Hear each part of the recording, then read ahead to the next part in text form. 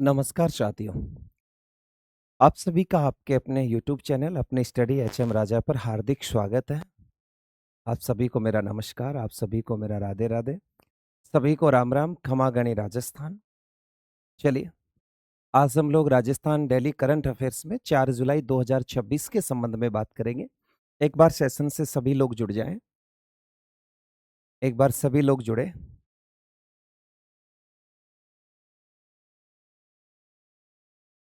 एक बार सभी लोग जुड़े।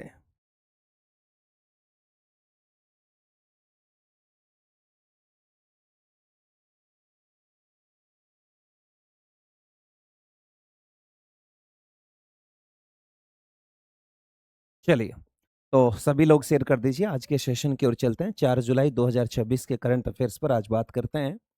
और ये लीजिएगा, राजस्थान करंट अफेयर्स 4 जुलाई 2026 पर हम लोग चर्चा कर रहे हैं आपसे। देखिए बेटा, सबसे पहले बात करते हैं वीबी रामजी योजना, ग्रामीण रोजगार गारंटी योजना। जो हमारी नरेगा का जो नाम बदल कर दिया वो वीबी जी रामजी योजना यानी ग्रामीण रोजगार गारंटी योजना। देखिए बेटा, पहले इसका नाम मनरेगा था। पहले इसका नाम क्या था? मनरेगा था। और अब वो मनरेगा का नाम बदल दिया गया। इस योजना का हाल ही में क्या कर दिया गया? शुभारंभ कर दिया गया। और इस योजना का शुभारंभ कब हुआ तो आपको बता देते हैं। इस योजना का शुभारंभ हुआ बेटा 1 जुलाई 2026 को। इसका शुभारंभ कब हुआ था? 1 जुलाई 2026 को इसका शुभारंभ हुआ। देखिए, शुभारंभ केंद्रीय ग्रामीण विकास मंत्री शिवराज सिंह चौहान द्वारा। इसका शुभारंभ किसके द्वारा किया गया? केंद्रीय ग्रामीण विकास मंत्री शिवराज सिंह चौहान के द्वारा करवाया गया। ये जो शिवराज सिंह जी चौहान है बेटा, ये भारत के केंद्रीय ग्रामीण विकास मंत्री भी है और भारत के कृषि मंत्री भी है। तो कृषि मंत्री भी यही है। ये शुरुआत कहां से हुई? ये बहुत इंपॉर्टेंट है। इसकी शुरुआत आंध्र प्रदेश के तिरुपति से राष्ट्रीय शुभारंभ किया गया इसका। यानी राष्ट्रीय स्तर पर इसका शुभारंभ हुआ आंध्र प्रदेश के तिरुपति। तिरुपति बालाजी का नाम सुना आपने? तो आंध्र प्रदेश के तिरुपति से वीबीजी रामजी ग्रामीण गारंटी योजना का क्या हुआ? शुरुआत हुई है इसकी। नेक्स्ट देखिएगा, तो भारत में इसकी शुरुआत कहां से हुई? तिरुपति से हुई। उसी समय मुख्यमंत्री भजनलाल शर्मा ब्यावर जिले के मसूदा से वीसी माध्यम से जुड़े हुए थे। राजस्थान में इसका प्रोग्राम कहां था? मसूदा में था। भारत के अंदर वीबीजी राम जी का जो प्रोग्राम था वो कहां था? तिरुपति के अंदर था। तो हमारे मुख्यमंत्री भजनलाल शर्मा जी भी वीसी के माध्यम से ब्यावर जिले के मसूदा से जुड़े थे। रोजगार गारंटी योजना की बातें देखिए बेटा। सालाना कानूनी रोजगार गारंटी को 100 दिन से बढ़ाकर 125 दिन का किया गया। यानी वीबीजी रामजी के अंदर बेटा, यानी पहले हमारी नरेगा में 100 दिन का काम था। अब उस 100 दिन में 25 दिन एक्स्ट्रा और कर दिए और अब वर्तमान में 125 दिन का रोजगार मिलेगा आपको। ठीक है, तो इसकी शुरुआत कब हुई? इसकी शुरुआत 1 जुलाई की हुई। लिखो, कब हुई थी बेटा? 1 जुलाई को हुई। कहां से हुई? तिरुपति से हुई। तिरुपति कहां पड़ता है? आंध्र प्रदेश में हुई। राजस्थान में कहां से हुई? मसूदा से हुई। मसूदा कहां पड़ता है? ब्यावर में पड़ता है। भारत में शुरुआत किसने की थी? तो केंद्रीय ग्रामीण जो हमारा पंचायती राज मंत्री है उनका नाम है शिवराज सिंह चौहान। ये कृषि मंत्री भी है। तो शिवराज जी चौहान के द्वारा हुई। राजस्थान के ब्यावर में किसने की? तो भजन लाल जी शर्मा ने की थी। ठीक है, आगे देखिए, कार्य विराम। इसमें एक नई सुविधा जोड़ी गई है कार्य विराम की। देखो, इसमें कहा कि फसल बुआई और कटाई के समय श्रमिकों की कमी रोकने के लिए सरकार 60 दिन का कार्य विराम घोषित कर सकती है। इसमें यह भी कहा है कि फसल की बुआई के समय, कटाई के समय सभी लोग किसमें लगे रहेंगे काम के लिए? नरेगा में, यानी वीबीजी रामजी में लगे रहेंगे। तो फिर फसलों की काटने पीटने के लिए मजदूर नहीं मिलेंगे। इसलिए 60 दिन तक ये अवकाश घोषित किया जाएगा फसल की बुआई के समय और फसल की कटाई के समय, ताकि मजदूर आसानी से मिल सके। तो फिर वो मजदूरों को भी तो लाभ है कि उन्हें उधर 125 दिन का रोजगार भी मिलेगा और उन छुट्टियों में वो किसी की फसल काटने में, बुआई करने में वहां भी काम आएगा। भुगतान व मुआवजा योजना के तहत हर हफ्ते का भुगतान करना अनिवार्य होगा। इसमें कहा कि इस योजना के अंदर हर हफ्ते में भुगतान होगा, ये ध्यान रखना। हर हफ्ते में। एक हफ्ते में कितने दिन होते हैं बेटा? 15 दिन होता है, ये ध्यान रखना। तो हर हफ्ते में इसका क्या होगा? भुगतान होगा। यानी 2 सप्ताह से अधिक की देरी होने पर स्वतः मुआवजा मिलेगा, ये भी ध्यान रखना। अगर 2 सप्ताह यानी 15 दिन से अधिक की देरी हो गई तो स्वतः मुआवजा मिल जाएगा आपके अकाउंट में। ठीक है, दूसरी बात, इसका प्रशासनिक व्यय क्या था? प्रशासनिक व्यय आपसे कभी पूछे कि प्रशासनिक खर्च की सीमा को मनरेगा के 6% से बढ़ाकर 9% किया गया है, ताकि निगरानी और तकनीकी क्षमता और भी क्या हो सके, सुदृढ़ हो सके। पहले नरेगा के अंदर कितना परसेंट प्रशासनिक खर्च था? 6। उसमें 3% और जोड़कर अब कितना कर दिया? 9। क्योंकि इस नरेगा में भी तो पैसे की आवश्यकता है ना बेटा। नई नई तकनीक का विकास करेंगे, नए नए कार्य योजना के अंदर जो उपकरण हो वो शामिल किए जाएंगे। पारदर्शिता हेतु तकनीकी geo tagging, satellite image, mobile app और एआई का उपयोग किया जाएगा। और ये सब का उपयोग करेंगे तो फिर हमें खर्च बढ़ाना पड़ेगा, क्योंकि ये सब 6% में नहीं थे, ये सब किस में आएंगे? 9% में आएंगे। दूसरी बात, इसमें कहा सोशल ऑडिट होगी आपकी, यानी प्रत्येक 6 महीने में डिजिटल तथ्यों के साथ सोशल ऑडिट अनिवार्य होगा। सोशल ऑडिट होगी आपकी प्रत्येक 6 महीने में, वो भी डिजिटल से। बजट का प्रावधान वर्ष 2026-27 के लिए 12,636 करोड़ रुपए का प्रावधान रखा गया। ये वेरी वेरी इंपॉर्टेंट है कि वीबीजी राम जी में 2026-27 में कितने हजार करोड़ का बजट रखा गया है? तो 12,636 करोड़ रुपए का बजट रखा गया ऑल इंडिया के अंदर। 12,636 करोड़, लिखो एक बार, 12,636, 12,636 करोड़ रुपए का प्रावधान किया, जिसके तहत मुख्यमंत्री ने 424 करोड़ रुपए के विकास कार्यों का शिलान्यास किया है। अपने मुख्यमंत्री ने 424 करोड़ रुपए का तो शिलान्यास कर भी दिया है, ये ध्यान रखना, शिलान्यास किया है। तो ये कुछ वीबीजी राम जी की बातें थी। आगे देखिए, अगला विषय, अगला पॉइंट है लोक मंथन 2026। ये लोक मंथन 2026 क्या है? देखिए बेटा, लोक मंथन 2026 का जो संस्करण होने जा रहा है, ये संस्करण कौन सा है? लोक मंथन 2026 का 5वां संस्करण आयोजित होगा। कौन सा संस्करण आयोजित होगा बेटा? 5वां संस्करण आयोजित होगा। लोक मंथन 2026 की थीम क्या रह गई? हम भारत के लोग रखी गई है। इसकी थीम क्या रखी गई है? हम भारत के लोग रखी गई है इसकी थीम, ये भी ध्यान रखना। इसका स्थान कहाँ है? तो राजस्थान की राजधानी जयपुर में 5वां संस्करण होगा। लोक मंथन 2026 का 5वां संस्करण राजस्थान की राजधानी जयपुर में आयोजित होगा। इसकी थीम रखी गई है हम भारत के लोग हैं। कुछ इसके इतिहास के पहलू पर जाइए। इस आयोजन की शुरुआत वर्ष 2016 में भोपाल से उपनिवेशवाद से मुक्ति थीम के साथ हुई थी। यानी इसकी शुरुआत कब हुई थी? 2016 में हुई थी। और 2016 में कहां से हुई थी? भोपाल से हुई थी। उस समय इसका जो थीम था वो था उपनिवेशवाद से मुक्ति। इस थीम के साथ लोक मंथन 2026 की हाल ही में इसका 5वां संस्करण अभी आयोजित होगा। ये राजस्थान की राजधानी जयपुर में होगा, जिसकी थीम रखी गई है हम भारत के लोग हैं। इसमें साहित्यिक विमोचन भी होगा कि प्रज्ञा प्रवाह समिति के संयोजक जे नंद कुमार द्वारा लिखित पुस्तक फोक से परे लोक का विमोचन किया जाएगा।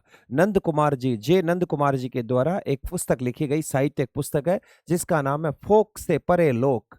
फोक से परे लोक, इस पुस्तक का विमोचन भी इसके अंदर किया जाएगा। लोक मंथन 2026। और लोक मंथन 2026 का कौन सा संस्करण होगा? 5वां संस्करण होगा। ये कहां पे होगा? तो ये राजस्थान की राजधानी जयपुर में आयोजित होगा, ये ध्यान रखना। जिसकी थीम क्या रखी गई है? हम भारत के लोग हैं।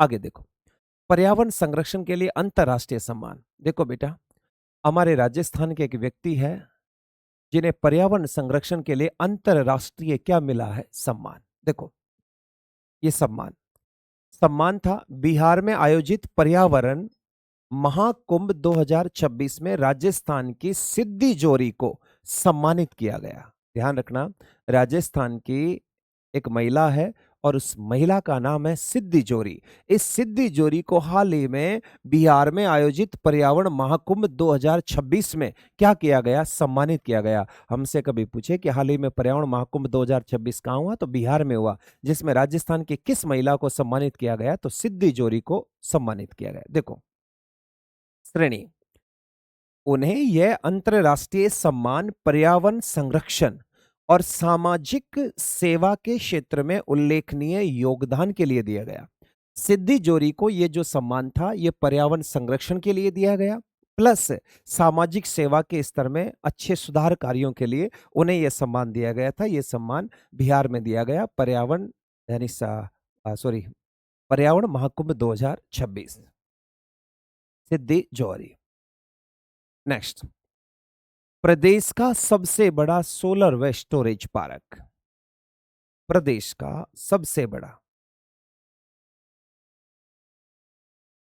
देखिए, प्रदेश का सबसे बड़ा सोलर व स्टोरेज पार्क है। पूरे प्रदेश का सबसे बड़ा स्टोरेज व सोलर पार्क है। देखो कहां पर स्थित है, तो स्थान है पुंगल, बीकानेर। कहां पर है? प्रदेश का सबसे बड़ा सोलर व स्टोरेज पार्क कहां पर स्थापित किया गया? बीकानेर के पुंगल में किया गया।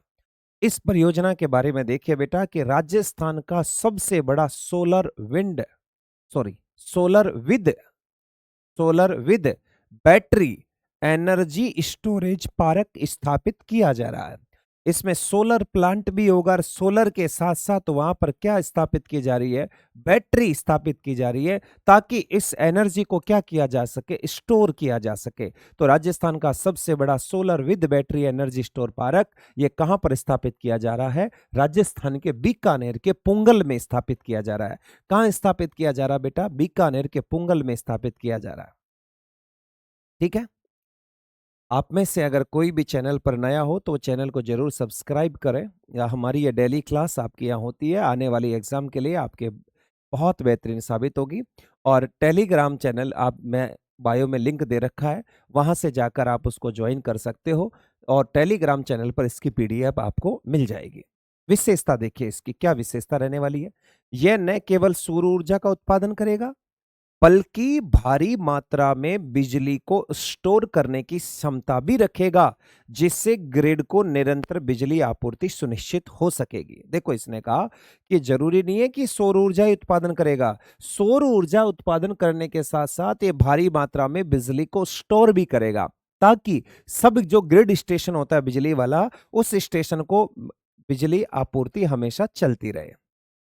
तो याद रखना, प्रदेश का सबसे बड़ा सोलर व स्टोरेज पार्क स्थान पुंगल, बीकानेर में। कहा था? बीकानेर। तो इस प्रकार से हमारा ये पॉइंट रहा है। अब हम लोग बात करते हैं हमारी सूजस के बारे में। देखो ये सूजस क्या कहती है, ये लीजिए, 3 जुलाई की सूजस। प्रधानमंत्री नरेंद्र मोदी बालोतरा के पंचपदरा से पेट्रोकेमिकल क्षेत्र में देश को बड़ी सौगात देंगे आज। 4 जुलाई को हिंदुस्तान पेट्रोलियम कॉर्पोरेशन लिमिटेड और राजस्थान रिफाइनरी राष्ट्र को समर्पित करेंगे आज। क्या बात है। 4 जुलाई, पेट्रोकेमिकल क्षेत्र में आत्मनिर्भरता बढ़ेगी, औद्योगिक विकास को गति मिलेगी।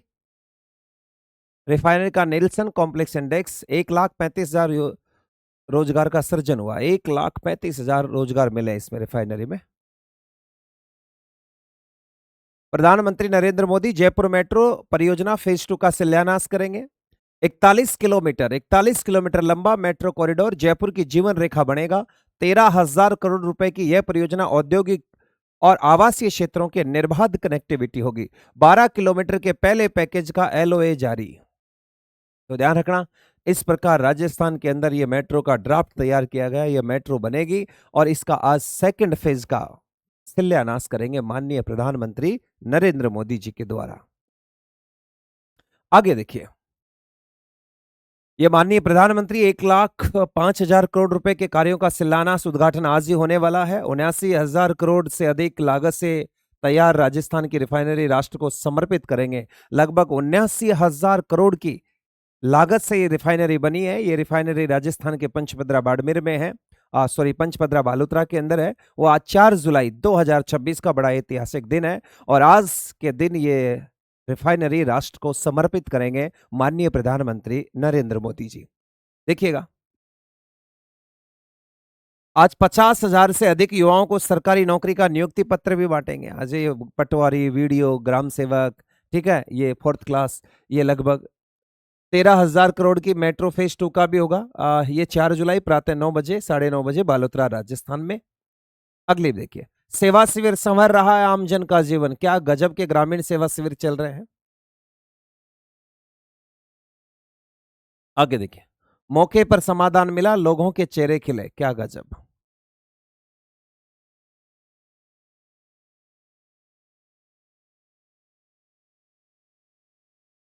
ये लीजिए, राजस्थान सरकार पंचायती राज संस्थाओं को सशक्त बनाने के लिए प्रतिबद्ध है। 16वें वित्त आयोग की अनुशंसा के प्रभावी क्रियान्वयन पर राष्ट्रीय कार्यशाला का आयोजन। हमारे देश के अंदर 16वें वित्त आयोग का गठन हो चुका है, ये ध्यान रखना। और 16वें वित्त आयोग के अध्यक्ष मैंने आपको कई बार बताया भी था, अरविंद पनगड़िया है। राजस्थान में कौन सा वित्त आयोग का गठन हुआ है? 7वां वित्त आयोग का गठन हुआ है, जिसके अध्यक्ष अरुण चतुर्वेदी। लीजिए प्रश्न संख्या 1। ये आपके सुजस में से जो 5 प्रश्न आते हैं वो है। और आप सभी को अलवर की किस झील या बांध को रामसर साइट का दर्जा दिया गया? ये तो आप सभी बता दोगे ना, मुझे बताने की जरूरत नहीं है। अलवर की किस झील या बांध को रामसर साइट का दर्जा दिया गया है? तो याद रहे और ज्ञात रहे, अपने राजस्थान में 5 रामसर साइट है। कितने रामसर साइट है बेटा? 5 रामसर साइट है, ये ध्यान रखना। वैसे इसका आंसर आपने दे दिया है, सिलीसेड होगा। देखो, पहली रामसर साइट अपनी केवला देव है, दूसरी रामसर साइट अपनी सांबर है, तीसरी राम साइट मैनार उदयपुर में है, चौथी खीचन फलोदी में है, और 5वीं आपकी सिलीसेड है। प्रश्न संख्या 2।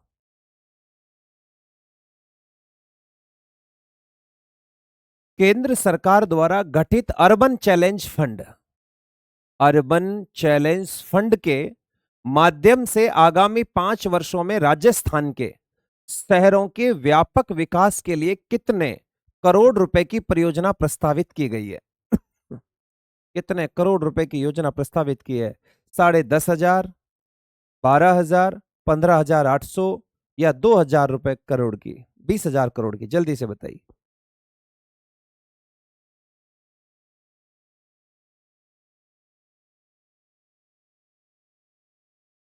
शाबाश, 15,800 करोड़ की योजनाओं का कार्य होगा इसमें।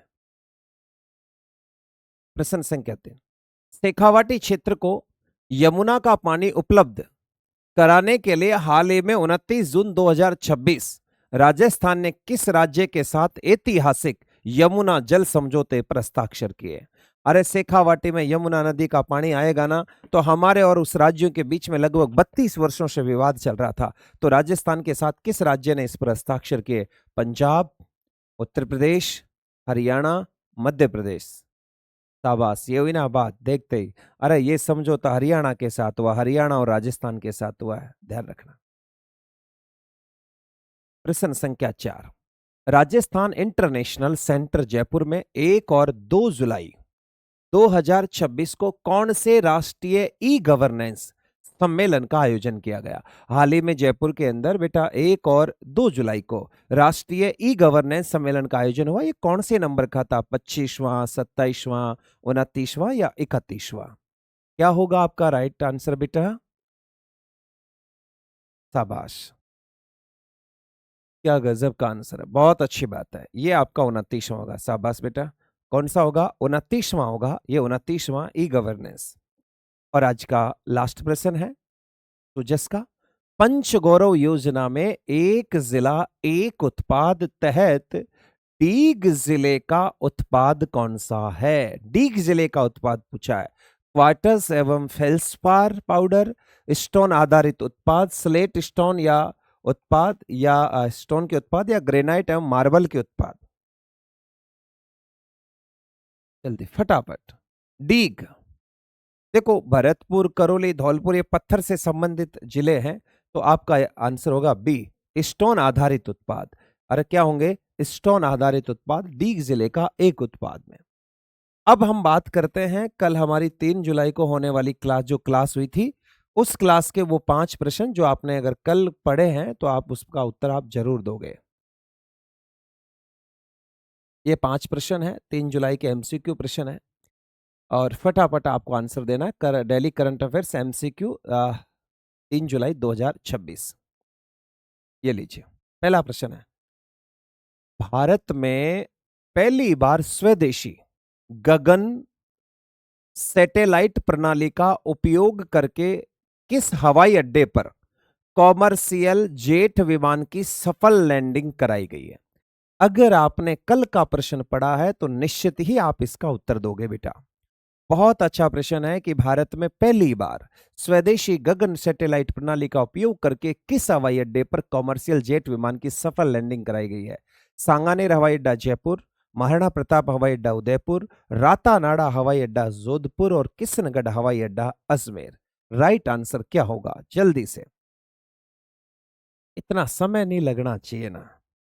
देखो, हम एक तो डेली करंट अफेयर्स पढ़ते हैं, 5 प्रश्न रोज सूजस के पढ़ते हैं, 5 प्रश्न हमने जो पिछला पढ़ा उसका रिवीजन पढ़ते हैं। अरे करंट तो अगर रोज क्लास लोगे तो करंट तो वैसे ही अंगुलियों में हो जाएगी आपकी। शाबाश। महाराणा प्रताप हवाई अड्डा उदयपुर, इसका राइट आंसर है बी। महाराणा प्रताप हवाई अड्डा में ये गगन सैटेलाइट प्रणाली का उपयोग करके यहां पर एक कॉमर्शियल जेट विमान की सफल क्या कराई गई है? लैंडिंग कराई गई है। प्रश्न संख्या 2, हाल ही में किसे दक्षिण पश्चिमी कमान जयपुर के नए कमांडर के रूप में नियुक्त किया गया है? ये जो दक्षिणी पश्चिमी कमान है, ये कमान किसकी है? तो ये आपको बता देते हैं, भारतीय सेना की कमान है। और दक्षिणी पश्चिम में भारतीय सेना की जो कमान है वो जयपुर में है। और उसके कमांडर पद पर किसे बनाया? लेफ्टिनेंट जनरल मोहित मल्होत्रा और lieutenant general Anoop Mishra, lieutenant general Vikram Singh और लेफ्टिनेंट जनरल राकेश शर्मा। शाबाश, फटाफट बताइएगा। क्या गजब है। बिल्कुल, लेफ्टिनेंट जनरल मोहित मल्होत्रा को दक्षिणी पश्चिमी कमान जयपुर का क्या बनाया गया है? कमांडर बनाया गया है। प्रश्न संख्या 3 आपके सामने है। जून 2026 में आयोजित 20वीं राज्य स्तरीय सांख्यिकी दिवस समारोह की आधिकारिक थीम क्या रखी गई? क्या गजब का प्रश्न है। इसका आंसर देना आपको कि जून 2026 में 20वें राज्य स्तरीय सांख्यिकी दिवस की आधिकारिक थीम क्या रखी गई है?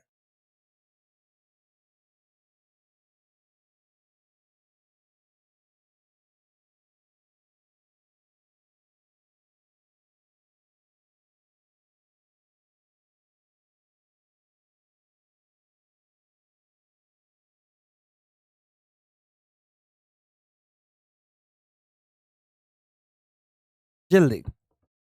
Data for sustainable development, digital governance and administration, unlocking the potential of administrate data, empowering state with data. तो इसका है अनलॉकिंग पोटेंशियल। आपको तो एक शब्द याद रखना, सिर्फ potential. Unlocking the potential of administrative data, ये इसका क्या रखा गया था? ये इसकी थीम रखी गई थी, आधिकारिक थी। प्रश्न संख्या 4, नवीनतम रिपोर्ट के अनुसार भारत के कुल दुग्ध उत्पादन में, नवीनतम रिपोर्ट के अनुसार भारत के कुल दुग्ध उत्पादन में, मिल्क प्रोडक्शन में मामले में राजस्थान का देश में कौन सा स्थान है? जल्दी से बताओ। दुग्ध उत्पादन में भारत का, ध्यान रखना, दुग्ध उत्पादन में भारत में राजस्थान का कौन सा स्थान है? राजस्थान का कौन सा स्थान है?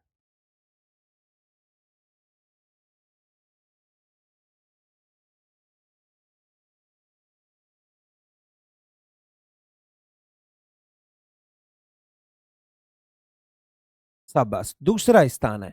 क्योंकि पहला स्थान किसका है? यूपी का है। तो दूसरा स्थान किसका है? राजस्थान का है। ये आपको अच्छे से ध्यान रखने वाली बात है आपको। दूसरी बात, राजस्थान के अंदर पहले नंबर पे जिला कौन सा आएगा? जयपुर आएगा, ये भी ध्यान रखना। दूसरे नंबर पे कौन आएगा? सीकर। तीसरा आएगा कौन सा? नागौर। ये इस प्रकार के जिले आते हैं। और आज का 5वां प्रश्न, लास्टवा प्रश्न है। मगर बेटा इन प्रश्नों के उत्तर आप जब ही दोगे जब आपने एक दिन पहले की क्या ले ली होगी? क्लास ली होगी, तभी आप इनके उत्तर दे पाओगे। ये आप अच्छे से ध्यान रहे और आपको ज्ञात भी रहे। राजस्थान समसामयिकी के अनुसार सैन्य परिवारों के कल्याण के लिए राज्य का पहला एकीकृत सैनिक कल्याण परिसर कहां बनकर तैयार हुआ? राजस्थान का पहला एकीकृत सैनिक कल्याण परिसर कहां बनकर तैयार हुआ? डिडवाना कुचामन में, केकड़ी अजमेर में, शाहपुरा भीलवाड़ा में, कोटपुतली भैरोड में। जल्दी से। शाबाश, इसका राइट आंसर होगा डिडवाना कुचामन। तो ध्यान रखना, राज्य का पहला एकीकृत सैनिक कल्याण परिसर कहां बनकर तैयार हुआ? तो ये बनकर तैयार हुआ है डिडवाना कुचामन में। और ध्यान रखना, आज आपकी देहरादून क्लासेज की पर जो क्लासें होती है आपकी रात को 8 बजे, वो शनिवार और संडे 2 दिन उसका अवकाश रहता है। सोमवार से उसकी क्लास होगी। अब करंट अफेयर्स की आज से क्लास हमारी यहीं पर समाप्त होती है। आप सभी को बेस्ट ऑफ लक, आप सभी को बहुत बहुत धन्यवाद। अगर आप चैनल पे नए हो तो चैनल को जरूर सब्सक्राइब करें और इसे शेयर जरूर करें। Thank you.